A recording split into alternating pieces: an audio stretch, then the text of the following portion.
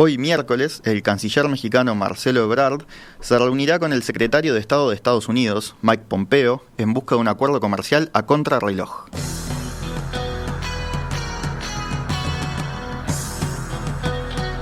¿Por qué? Porque el presidente estadounidense Donald Trump anunció la semana pasada que a partir del lunes que viene, el 10 de junio, impondrá aranceles del 5% a todos los productos importados de México, una cifra que irá creciendo hasta llegar al 25% en octubre. La razón que dio Trump es que México debe detener la migración ilegal hacia Estados Unidos, a la que calificó de invasión. Es decir, que estos aranceles funcionarían como una suerte de castigo.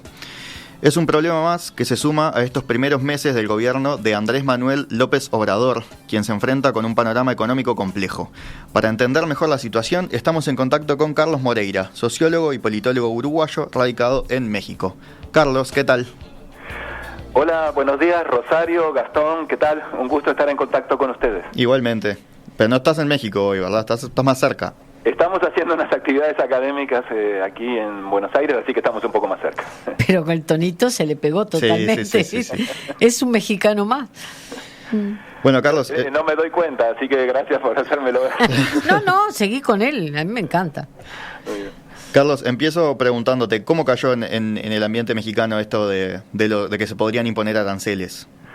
Mira, fue una medida sorpresiva, eso ya se ha señalado, pero a mí me gustaría hacer énfasis en que es también una decisión racional, aunque puede ser que no esté exenta de algunas inconsistencias lógicas, la decisión de Trump, y me explico. Trump es un líder populista y como tal busca conectarse directamente con sus bases de apoyo electoral, a partir de un discurso de confrontación, y no le ha ido mal. Hace unas semanas era Venezuela, después fue China, ahora es México. Y según el último estudio que hizo Gallup, mayo 2019, está cercano al 50% en Estados Unidos la aprobación a la gestión de Trump. Es decir, que ha ido creciendo desde enero de 2017 que asumió el cargo. Y ese apoyo es 91% entre los republicanos y, claro, por este discurso de confrontación es apenas del 12% entre los demócratas. Es decir, hay un objetivo que es conectarse con la base electoral. Y el otro, como tú decías, claro, es el objetivo manifiesto, es que presionar a México para que endurezca su política frente a la migración irregular de Centroamérica. Pero entonces quería destacar esto, es una decisión racional, es una acción planeada, diseñada, que nos agarró por sorpresa, por supuesto, para lograr uno o varios objetivos. Que claro, tiene inconsistencias o debilidades lógicas. ¿Por qué? Porque es un juego peligroso que si se lleva hasta las últimas consecuencias, creo que hay consenso que más bien nadie ganaría. Es decir, todos los actores perderían, México y Estados Unidos. Pero ¿cómo es la sociedad comercial entre uno y otro país? ¿No es el más importante socio? Es decir, no es lo mismo que Venezuela o que... No sé, pienso si no lo perjudica más el hecho de tirarse contra los mexicanos.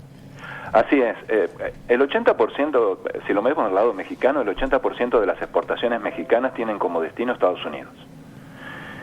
Entonces, ya el viernes, porque la medida fue anunciada el jueves y se implementaría a partir del lunes, ya el viernes hubo una depreciación del peso mexicano frente al dólar, que es una manera de contener el aumento en el arancel. Es decir, al haber una depreciación, se puede contener el aumento, pero claro, si se aplicara toda la serie, como decía Gastón, se está pensando en un 25% en octubre, con medidas de depreciación del peso, eso tendría efectos inflacionarios inmensos sobre la economía mexicana. Claro. Ahí es donde esto que yo decía es un juego muy peligroso, pero a su vez, desde el lado de Estados Unidos, el arancel aumenta el costo de los insumos mexicanos que entren a Estados Unidos. Es decir, del total de importaciones que tiene Estados Unidos, el 14% son de origen mexicano. Entonces estaríamos hablando también de un efecto inflacionario que podrían tener porque los insumos van a subir. Y lo que ya pasó el viernes fue que cayeron en Wall Street las acciones de las empresas automotrices con plantas en México. Hubo una caída de un 1% en el valor de las acciones. Pero aparte de estos valores económicos, Estados Unidos está lleno de mexicanos. Se supone que hay una cantidad de trabajos que solo realizan latinoamericanos, fundamentalmente mexicanos. Entonces, esa población, ¿cómo le cayó esta medida? Sí, yo creo que es un boomerang muy peligroso, es una medida que ya levantó voces de protesta, no solo entre las comunidades de mexicanos o adherentes al Partido Demócrata, sino también dentro de filas republicanas. Y esa es quizás, no sabemos qué va a pasar en la reunión de hoy, recién lo vamos a tener claro mañana. Aparentemente el lunes se va a comenzar a aplicar el primer paso en estos aranceles, que es del 5%, pero creo que va a haber resistencias incluso dentro del propio Partido Republicano para que se sigan profundizando con estas medidas. Sí, ayer se estuvo ahí en filas republicanas, se estuvo discutiendo incluso la posibilidad de bloquear, o sea, de votar en contra de estos aranceles, cosa que en el gobierno de Trump ha sido inédita. Así. ¿Hasta el primer escalón? ¿Se habla de que se votaría en contra hasta de este 5%? Pero así lo estuvo manejando el jefe de bancada de senadores de republicanos, que es Mitch McConnell, estuvo hablando de eso, Es al decir, menos. que la medida por el momento no es firme. No es firme, podría empezar a aplicarse el lunes, pero en el correr de 15 a 20 días quizás haya medidas o políticas o jurídicas para frenar ese primer impuesto. Quizás se aplique a partir del lunes y en cuestión de 2 semanas o 3 semanas podría haber algún tipo de freno jurídico o político, incluso desde el propio Partido Republicano. ¿Y tú ves factible que se desencadene una guerra comercial entre México y Estados Unidos? Yo por las razones que estaba diciendo creo que la sangre no va a llegar al río. Es decir, creo que es posible que sí, el lunes comience a aplicarse este primer paso de arancel, pero se deje sin efecto, porque además tengo la impresión de que México está haciendo todo lo posible, de acuerdo a los recursos que tiene, para contener la marea migratoria que viene desde Centroamérica. Si miramos las cifras de deportaciones, abril-mayo, se están deportando cerca de 500 personas por día. Desde México. Desde México, desde la frontera sur, se deportan aproximadamente... Sí, los que van de camino, digamos, rumbo a Estados Unidos y pasan por territorio mexicano, claro. Exactamente, no logran entrar. Ya las cifras de abril y mayo, que son 15.000 en cada mes, son 30.000 deportados en total, supera al total del año 2018. Entonces yo creo que México está haciendo lo posible, de acuerdo a los recursos que tiene, y creo que es lo que va a plantear Ebrard hoy. Trato de adivinar un poco qué es lo que va a pasar. Entonces, en realidad, la amenaza de Trump de aumentar los aranceles podría desincentivar a México de seguir con esta política migratoria, porque podría decir, bueno, nosotros estamos haciendo todo lo posible, pero de todos modos nos están poniendo el arancel. Claro, es que esta política más dura que tú mencionás de México no es con la que López Obrador hizo campaña, ¿verdad? Él llegó al gobierno con un discurso más suave contra la migración. Así es, otorgando permisos de estancia, permisos de trabajo, permitiendo el tránsito a través de México para llegar a los migrantes, incluso de manera irregular, hasta la frontera. En los últimos 2 meses cambió esa política migratoria, se restringieron los permisos, se está ahora conteniendo en campamentos en la frontera sur a los que ingresan, mientras la Oficina de Migraciones hace los trámites correspondientes. Sí, cambió totalmente. Yo creo que la estrategia de México va a ser decir, estamos haciendo todo lo posible, la salida es que se involucren también los gobiernos de América Central en la solución de esta problemática. Creo que hoy Ebrard le va a decir a Pompeo, nosotros estamos haciendo todo lo posible, pero tenemos que involucrar a los gobiernos de Guatemala, El Salvador y Honduras en la solución de este asunto. Muchos de estos migrantes, o sea, los que no son detenidos en la frontera sur, quedan trancados en Tijuana, ¿no? Los que van de paso a Estados Unidos, que es donde vivís tú, ahí en México. ¿Cómo se vive la situación en la ciudad? Así es, en las ciudades que son destino, como es Tijuana, la situación uno la ve en el día a día. Hay campamentos, se han hecho campamentos donde están los migrantes, mientras comienzan los trámites de solicitud de refugio en Estados Unidos, que están recibiendo entre 50 y 100 solicitudes diarias. Entonces están ahí varios miles de migrantes ya desde hace unos meses, y la situación, bueno, es por un lado, Tijuana es un lugar donde los empresarios han hecho saber que hay lugares de trabajo para los migrantes que quieran quedarse en Tijuana, pero está claro que la voluntad de la mayoría de los migrantes que llegan a Tijuana es cruzar a Estados Unidos. Entonces eso no ha sido todavía una solución muy eficiente. suficiente o de fondos. Claro, es una diferencia salarial, ¿no? Básicamente el incentivo es la diferencia salarial, es decir, entre un lado de la frontera y el otro, ¿no? Y este giro en la política migratoria del gobierno de López Obrador tiene que ver con la presión de Estados Unidos por un lado, pero ¿cuál es la postura de la opinión pública? ¿Cómo han respaldado el giro o preferían la postura más suave? No, creo que han respaldado el giro de manera mayoritaria, y en ese sentido López Obrador mantiene niveles de popularidad muy altos, a pesar de que en los últimos 3 meses ha habido un descenso de entre 10 y 15 puntos. A ver, en marzo la popularidad de López Obrador alcanzaba el 80%. A fines de mayo, es decir, hace unos días, los últimos estudios indican que la popularidad bajó entre 65 y 70%, es decir, bajó entre 10 y 15 puntos. El tema migratorio es uno de los temas que el cambio en la política justamente le ha permitido sostener esa popularidad, que no es poco. Es decir, ha bajado, pero yo creo que no es poco y quizás pueda mantenerse por encima del 50% durante lo que queda del año, ¿no? Bien, pero como decía en la introducción, este tema de los aranceles no es el único problema que tiene López Obrador en la frontera económica, ¿verdad? ¿Qué otros aspectos están afectando a la economía mexicana? Yo creo que acá podríamos señalar tres aspectos que están afectando la evolución de la economía en los últimos 2 meses. Uno es la cancelación del proyecto del Aeropuerto Internacional de México.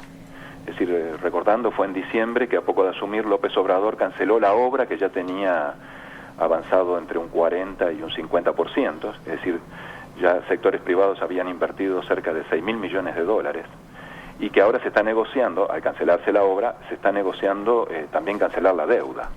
Es una obra que él anunció que iba a cancelar antes de asumir ya, ¿verdad? Hizo un referéndum. Hizo un referéndum en octubre del 2018 donde participó poca gente, cerca del 1% de la población, pero que mayoritariamente se expresó para cancelar la obra. Entonces la obra fue cancelada. Pero, lógicamente, eso no fue una buena señal para los inversionistas. Ese sería un aspecto. El otro aspecto es que López Obrador se ha propuesto o ha concentrado todos sus esfuerzos de obra pública en 3 megaproyectos. El Tren Maya, construir, que creo que hablamos en programas anteriores, incluso con Rosario, de un corredor transísmico que iría desde el Océano Pacífico al Atlántico, y una nueva refinería para Pemex en Tabasco. Ninguna de las 3 obras comenzó y se anuncia que el Tren Maya podría estar comenzando a fines del 19. Del corredor transísmico ya se está hablando de que es una quimera y la refinería tampoco comenzó y también se habla de que para fines del 2019. Es decir, el retraso de estas mega obras públicas ha impactado en las estimaciones sobre el crecimiento de la economía mexicana para este año. En enero se calculaba que iba a crecer el 2% y ya las estimaciones en mayo, dado este retraso y este parate en estas mega obras, hablan de que habría un estancamiento. Es decir, que México estaría creciendo este año entre 0.8 y 1.4%. Es decir, bastante lejos de las previsiones más optimistas, por ejemplo, de junio del 2018, que se hablaba de casi el 3% de crecimiento. Incluso se habla, en estos días se está hablando de una posible contracción en estos últimos meses, ¿no? Así es, una contracción agravado por un tercer aspecto, que es la incertidumbre sobre la ratificación legislativa del tratado comercial entre México, Estados Unidos y Canadá. El TEMEC. El TEMEC, que todavía no fue aprobado en los parlamentos de ninguno de los 3 países.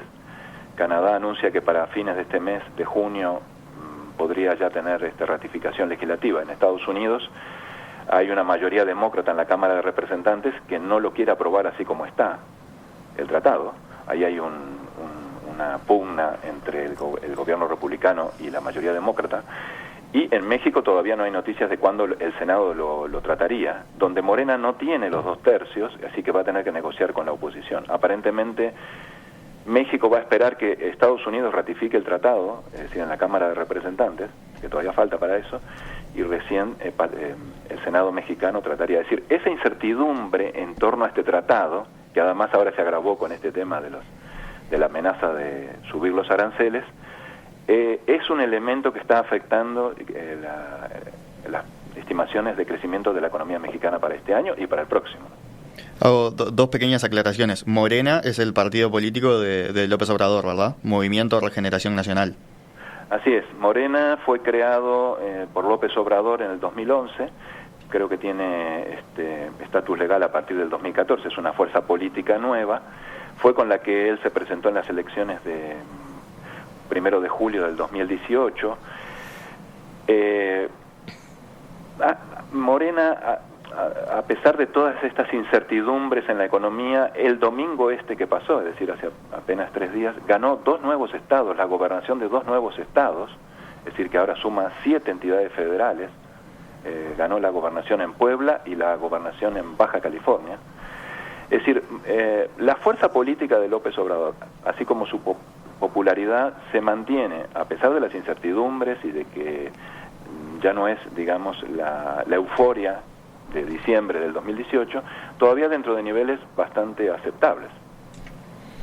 Bien, y la otra pequeña aclaración es que este tratado que se está discutiendo, el TEMEC, es como una nueva versión del que se conocía por sus siglas en inglés como NAFTA, el TLCAN, Tratado de Libre Comercio de América del Norte, ¿no?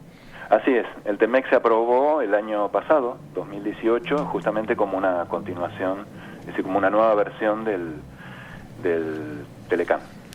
Bien, y Carlos, ¿qué otras luces y sombras puedes señalar de la gestión de López Obrador hasta ahora?